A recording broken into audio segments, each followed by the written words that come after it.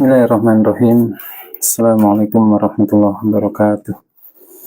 Alhamdulillah ala ihsanihi wa syukru lahu ala taufiqihi wa amtinanihi. Asyhadu an la ilaha illallah wahdahu la syarika lah ta'dhiman li sya'nih. Wa asyhadu anna Muhammadan abduhu wa rasuluhu sallallahu alaihi wasallam wa ala alihi wa ashabihi ajma'in. Amma ba'd.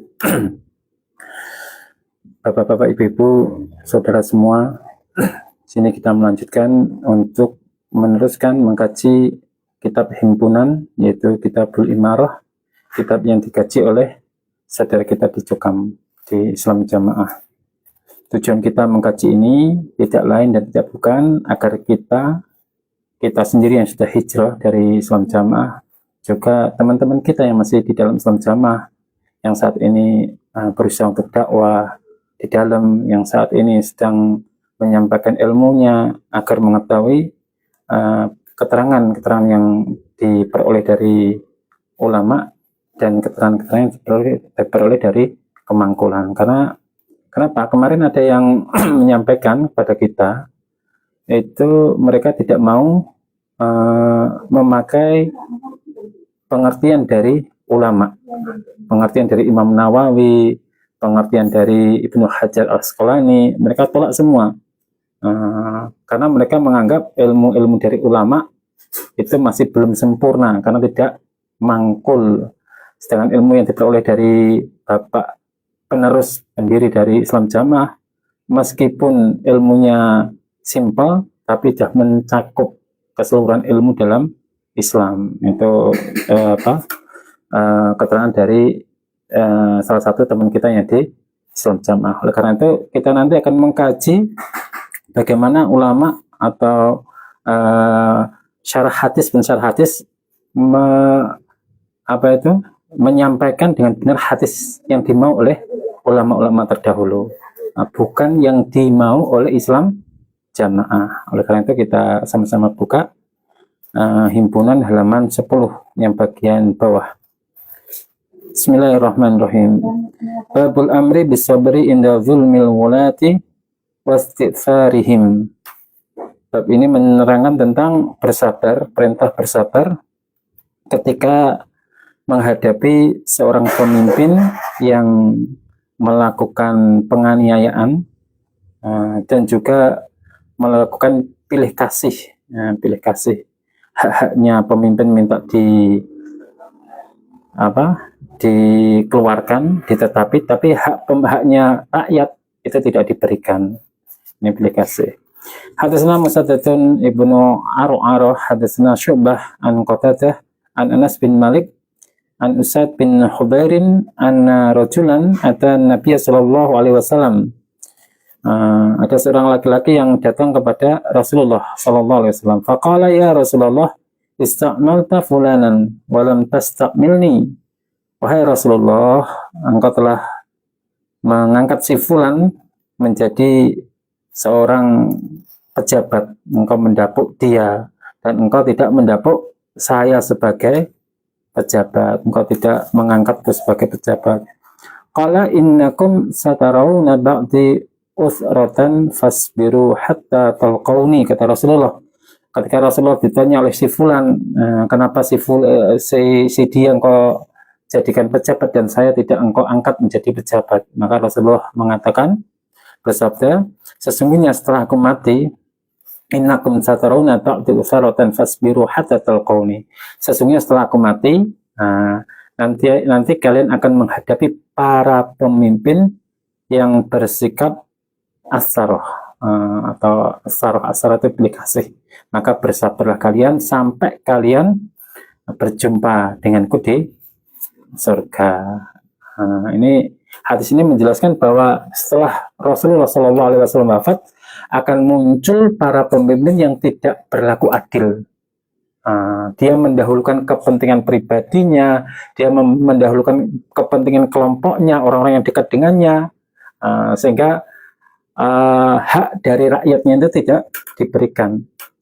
Kemudian Rasulullah memerintahkan untuk sabar, tidak boleh melakukan pemberontakan, tetap sabar dan menyerahkan urusannya kepada Allah Subhanahu wa taala. Nah, ini lafaz ufrah atau asaroh itu berasal dari kata asaro.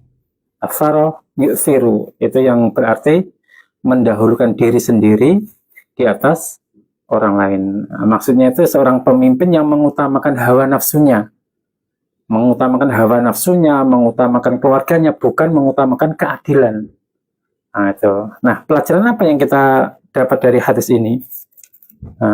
Pelajaran yang kita dapat dari hadis ini yang pertama yaitu kita tidak boleh meminta jabatan atau iri terhadap orang yang didapuk menjadi pejabat, karena jabatan itu adalah amanah, bukan hak yang boleh diminta.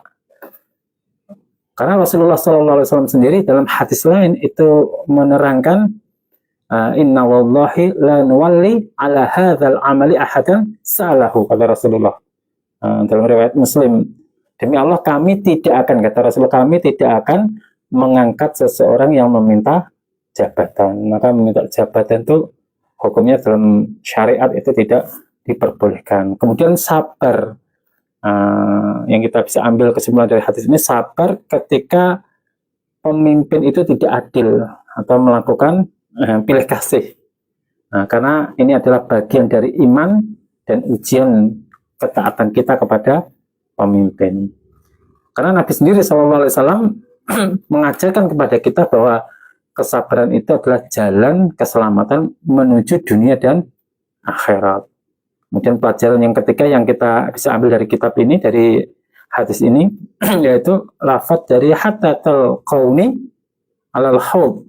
Hatta talqauni, maksudnya alal haud itu maksudnya di atas telaga. Yakni janji Rasulullah kepada orang yang sabar menghadapi pemimpin yang arogan, yang zalim, yang tidak adil, maka kata Rasulullah, dia akan berjumpa denganku, dengan Rasulullah di telaga di surga, minum bersama Rasulullah. Ini termasuk kemuliaan yang besar bagi seseorang yang bisa minum di telaga surga bersama Rasulullah SAW. Nah, ini kalau menurut ini kan hadisnya riwayat dari Bukhari. Bukhari berarti kan syarahnya Ibni Hajar al-Asqalani. Dia mengatakan mengomentar lafaz asaroh. Al-asaratu hiyal istisar bidunya wa hubbur riyasah. Wa qatnaha Rasulullah sallallahu alaihi wasallam ayyunaza'uhum nas fiha. Asarah itu maksudnya, kata Ibnu Hajar dalam Fathul Bari, itu mementingkan dunia dan cinta atas kekuasaan, senang didapuk. Dan Nabi telah melarang umatnya untuk menentang para pemimpin yang memiliki sifat seperti itu. Sedangkan menurut Imam An-Nawawi dalam syarah Sahih Muslim itu mengatakan ketika mendapati pemimpin yang seperti itu, fasbiru ala jawril umara wa adamil khuruj alaihim adallu min usuli ahli sunnah, kata Imam Nawawi. Sabar terhadap kezaliman para pemimpin dan tidak memberontak kepada mereka adalah salah satu prinsip utama dari ahli sunnah. Hadatsana Muhammad bin Musanna wa Muhammad bin Bashar qala hadatsana Muhammad bin Ja'far hadatsana Syu'bah qala sami'tu Qatadah yuhadditsu an Anas bin Malik an Usaid bin Khubair anna rajulan minal Ansar, ada seorang laki-laki dari Ansar, khala bi Rasulillah sallallahu alaihi wasallam. Rasul tersebut menyendiri bersama Rasulullah sallallahu alaihi wasallam. Faqala ala tastamiluni kama stamalta fulanan. Wahai Rasulullah, kenapa engkau tidak mendapuk saya sebagai pejabat sebagaimana engkau mendapuk si fulan sebagai pejabat? Faqala, maka Nabi bersabda, innakum satalqawna ba'di atharatan fasbiru hatta talqawni alal khawd. Kata Rasulullah, beliau memberikan nasihat, sesungguhnya kalian akan mendapati setelahku, yaitu para pemimpin yang bersikap pilih kasih, saroh. Maka bersabarlah kalian sampai kalian bertemu denganku di telaga atau al-haud. Babu fi ta'atil umara. Babu fi ta'atil umara wa in mana'ul hukuk. Bab tetap taat kepada para pemimpin meskipun mereka telah mencegah beberapa hak. Ini bab ini menjelaskan tentang amir-amir yang tidak memberikan haknya rakyat, jadi haknya itu ditunda untuk kepentingan para pemimpin. Bagaimana menyikapi? Hadatsana Muhammad ibn Musanna wa hadatsana Muhammad bin Musanna wa Muhammad bin Bashar qala hadatsana Muhammad bin Ja'far hadatsana Syu'bah an Simak bin Harbin an Uqamah bin Wa'il al-Hadrami an Abi qala berkata Abi Sa'ala Salamah ibnu Yazid al-Ju'fi Rasulullah sallallahu alaihi wasallam. Salamah al-Ju'fi pernah berkata kepada Rasulullah sallallahu alaihi wasallam, bertanya ini, ya Nabi Allah, ara'aita in qamat alaina umara yas'aluna haqqahum wa yamna'una haqqana fama ta'muruna. Ketika si Salamah sahabat itu bertanya kepada Rasulullah SAW, wahai Rasulullah, wahai Nabi, bagaimana pendapatmu jika nanti ada para pemimpin yang berdiri di atas kami, mereka menuntut hak-hak mereka, mereka menuntut ketaatan, kami sebagai rakyat itu harus taat kepada mereka, tetapi mereka tidak memberikan hak kami, tidak memberikan kesejahteraan, tidak memberikan keadilan. Tetapi mereka meminta haknya, maka apa yang engkau perintahkan kepada kami? Ketika Rasulullah ditanya seperti itu, ternyata tidak menjawab. Rasulullah diam. Fa'radha anhu. Rasulullah berpaling, Rasulullah diam, berpaling darinya, tidak langsung menjawab. Famas'alahu fa'radha anhu. Famas'alahu fi tsaniyati aw fi tsalisah. Fajadabahu Ash'ath bin Qais. Sampai si Salamah ini bertanya kepada Rasulullah, diulangi dengan pertanyaan yang sama 2 atau 3 kali, 3 pertanyaan. Barulah setelah itu Ash'ath bin Qais ini menarik jabatahu, menarik si Salamah, menarik tangannya Salamah. Setelah itu faqala, Nabi bersabda, isma'u wa'ati'u fa inna ma'alaihim ma hummilu wa alaikum ma humiltum. Kata Rasulullah, dengarkanlah, kata Rasulullah, tetap dengarkanlah pemimpin itu dan taatilah pemimpin-pemimpin kalian, karena sesungguhnya kewajiban mereka yang sebatas beban yang mereka tanggung, dan kewajiban kalian hanya sebatas apa yang kalian tanggung. Ini penjelasan singkat hadis ini. Jadi hadis ini menunjukkan satu kaidah besar dalam fikih siasah. Apa itu fikih siasah itu? Fikih politik, fikih siasah, fikih politik. Bahwa seorang muslim, orang iman, orang Islam itu wajib tetap mentaati pemimpin muslim. Syaratnya apa? Selama tidak diperintah melakukan maksiat. Meskipun pemimpin itu zalim, menahan haknya rakyat atau tidak adil, tetap harus ditaati. Itu yang pertama dalam hadis ini. Yang kedua, hikmah apa yang kita ambil dari berpalingnya Rasulullah sampai 3 kali.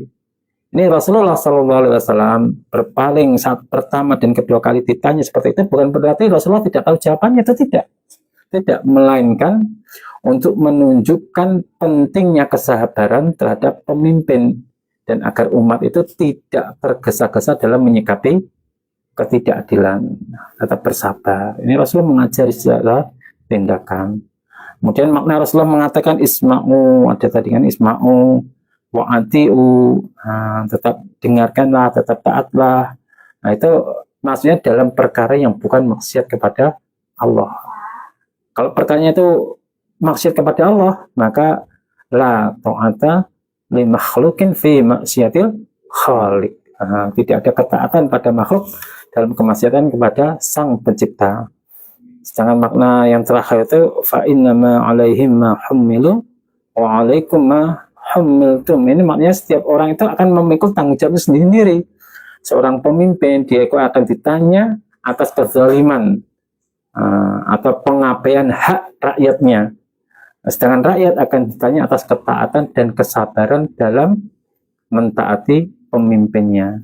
Maka Imam Nawawi, ini kan hadisnya riwayat Muslim, syarahnya Imam Nawawi itu menerangkan maknahu anna alaihim tabi'at tafrid fir ra'iyah wa alaikum tabi'atal isyan lahum. Maksudnya pemimpin akan memikul dosa dari kelalaiannya terhadap rakyat, sedangkan rakyat itu menanggung dosa bila dia tidak taat selama tidak maksiat. Nah, itu. Jadi ini yang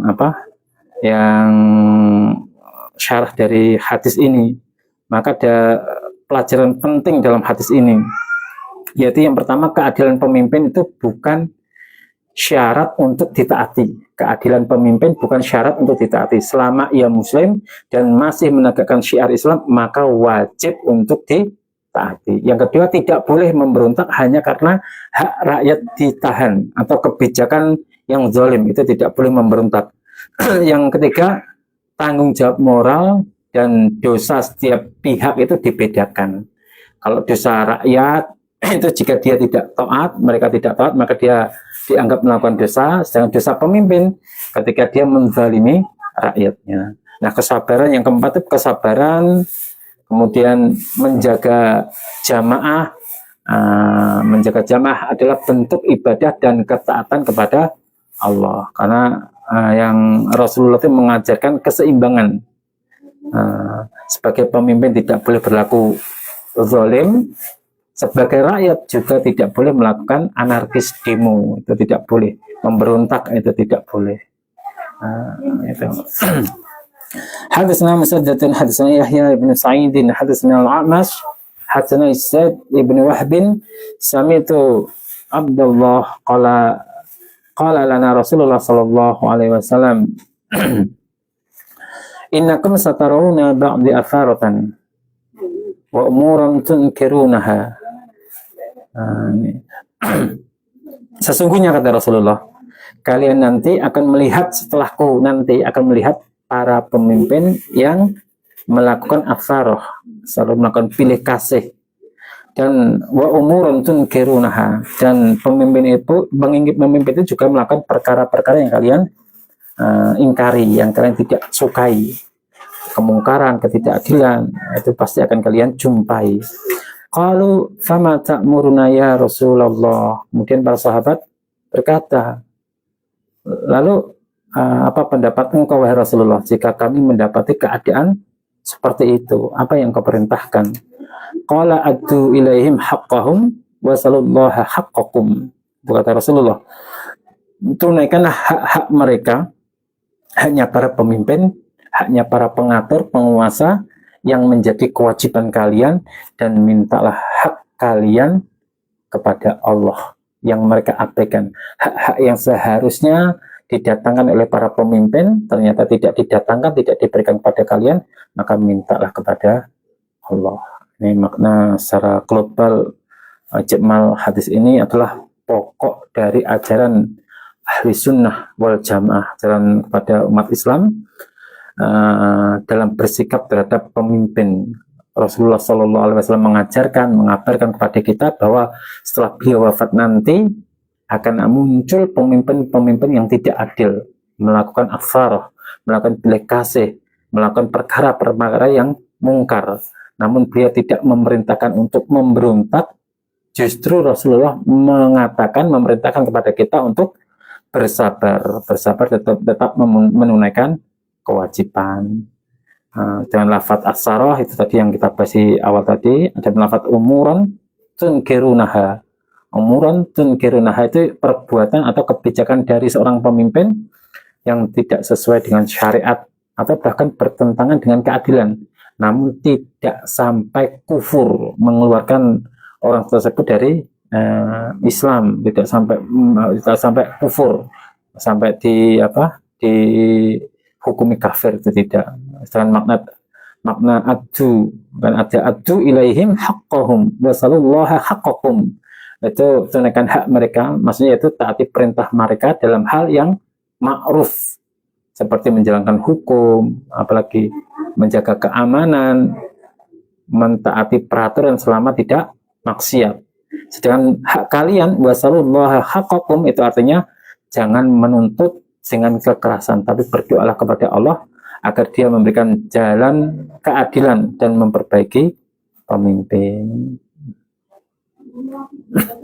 Bab tibai sunnatil khulafai rasyidin al-mahdiyin.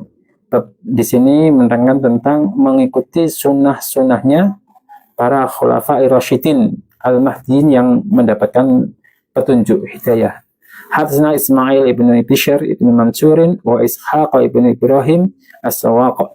Qala hadatsana Abdurrahman bin Mahdi an Muawiyah ibn Salih an Damrah ibn Habib an Abdurrahman bin Amrin as-Sulami annahu. Ini ada lafaz keliru ini. An Abdurrahman bin Amrin was-Salami. Amr itu. Wassalam orang Salami itu nggih. Amr. An-nafsunya dia sami'al, mendengar dia Al-Irbad bin Sariyah yaqulu wa'adhana Rasulullah sallallahu alaihi wasallam mau'izatan dzarafat minhal uyun wa wajilat minhal qulub. Ini hadis yang sangat agung, ini sangat besar, diriwayatkan oleh Sunan Ibnu Majah.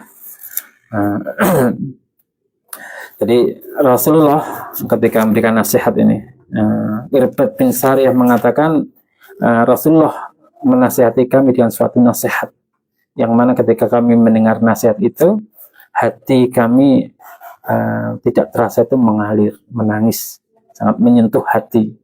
Zarafat minhal uyun, mata-mata berlinang air mata, keluar air mata. Wajilat minhal qulub, hati-hati kami itu menjadi rasa takut, bergetar karena takut. Faqulna ya Rasulullah inna hadhil mau'idatu muwaddi famadza ta'hadu ilaina. Wahai Rasulullah, nasihat yang engkau berikan kali ini seakan-akan ini adalah nasihat perpisahan, maka apakah yang engkau wasiatkan kepada kami? Qala qad taraktukum 'alal bayda laila kanahariha la yazingu anha ba'di illa halikun man ya'ish minkum fasayara ikhtilafan katsira fa'alaikum bima araftum min sunnati wa sunnatil khulafa'ir rasyidin al-mahdiyyin. Ini kata Rasulullah. Ketika Rasulullah ditanya apa yang kau wasiatkan kepada kami, Rasulullah mengatakan, aku wasiatkan kepada kalian agar selalu takwa kepada Allah dan mendengar amadza ta'hadu ilaina. Taraktu fikum, telah aku wasiatkan kepada kalian, telah aku tinggalkan kepada kalian alal baydha'i lailuha kanahariha, putihnya malam sebagaimana siangnya. Artinya fitnah itu benar-benar kelihatan nyata. La yazingu anha ba'di ila halikun. Tidak akan menyimpang dari putih setelahku nanti kecuali pasti akan rusak. Barang siapa yang hidup dari setelahku nanti, pasti akan menjumpai banyak sekali ikhtilafan, perselisihan yang sangat banyak sekali. Fa'alaikum bima araftum, kata Rasulullah, min sunnati wa sunnatil khulafa'ir rasyidin.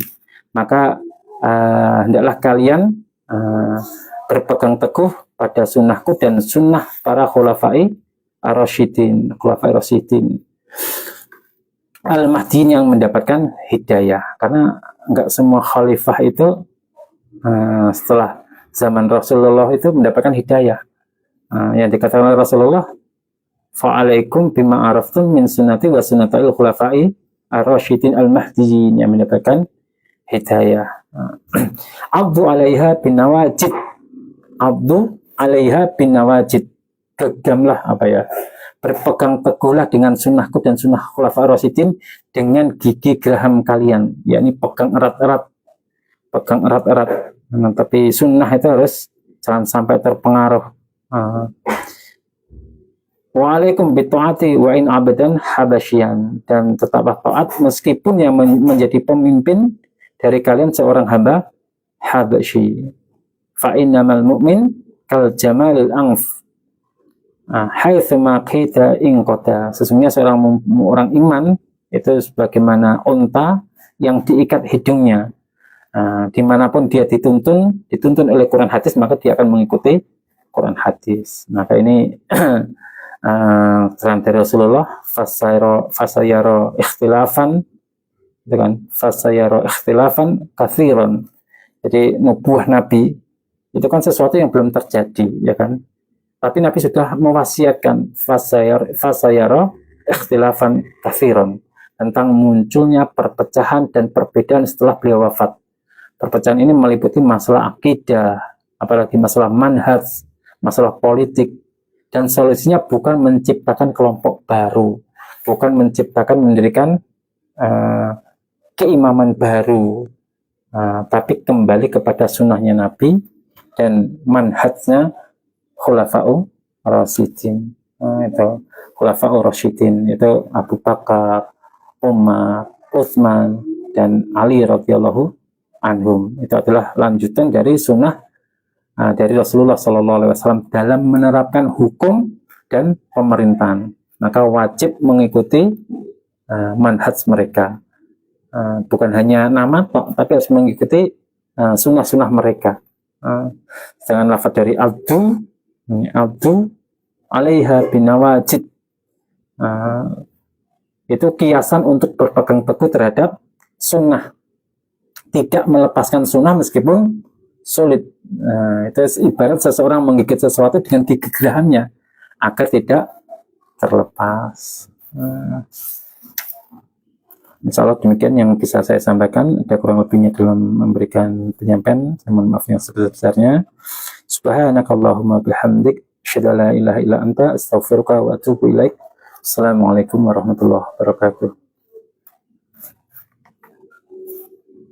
Suwi ya.